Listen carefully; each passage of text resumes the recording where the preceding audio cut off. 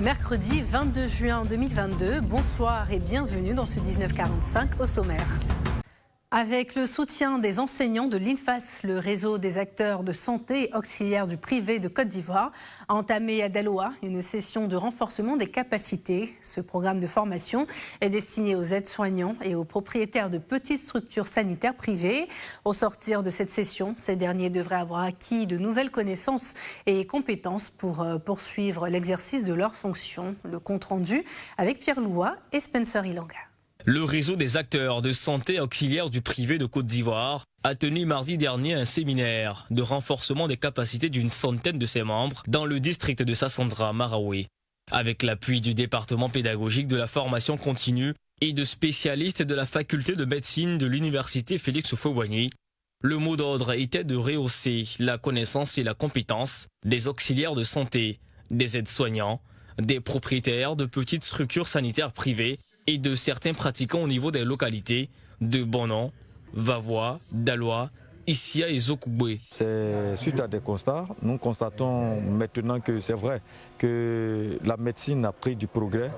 Cependant, ceux qui exercent dans ce milieu, ils sont formés par des cabinets, ils sont laissés pour compte et ne sont pas recyclés. Du coup, la prestation de ces agents de santé laisse à désirer. Alors, la matière sur laquelle nous travaillons, comme j'aime bien le dire, c'est l'homme. Et il nous revient de mettre tout en œuvre, de ne pas rater notre formation. Car si nous ne sommes pas formés nous-mêmes qui exerçons dans ce milieu, nous déformons. Au pire, c'est la vie que nous ôtons à la population, et ce qui n'est pas du tout intéressant, car on ne va pas là-bas pour revenir. Ces 4 jours de mise à niveau ont porté sur plusieurs modules, à savoir la biologie médicale, la pharmacologie, les soins infirmiers, l'éthique et la qualité en milieu hospitalier, ainsi que les droits du patient. Bon, en fait, dans l'appui, nous avons sélectionné des cours très importants pour le privé. Il y a la parasitologie, nous sommes dans un pays sous-développé, en voie de développement, pour ne pas dire sous-développé. Alors, dans ce pays-là, les parasitoses sont les plus fréquentes.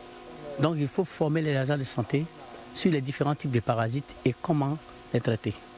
Vous savez que les agents de santé de privé n'ont pas eu une formation, je dirais, en droite ligne, en tenant compte, je vais dire, des modules de formation qu'un agent de santé devrait avoir. Alors, il y en a qui ont appris sur le tas, il y en a qui ont été certes formés, mais le problème c'est que la connaissance est évolutive, comme je vous l'ai dit. Même le médecin qui a fait la faculté de médecine, qui est formé comme il se doit participer à des séminaires de formation, à le fait d'être en phase avec l'évolution de la pratique. Démarrée à Gagnoa l'an dernier, cette initiative en est à sa 2e édition avec 107 participants. Si nous sommes là aujourd'hui, il faut dire que c'est pour le renforcement des capacités. Voilà, parce que dans le domaine médical, là où nous sommes, c'est un domaine vraiment risqué.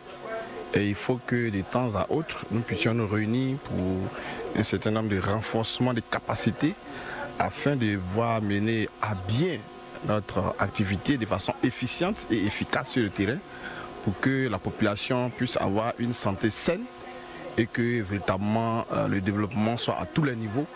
Cette initiative, selon la présidente du réseau, vise à assainir le secteur privé de la santé en Côte d'Ivoire. Après le Sassandra Marawi, la prochaine étape aura lieu dans la localité de Toumoudi.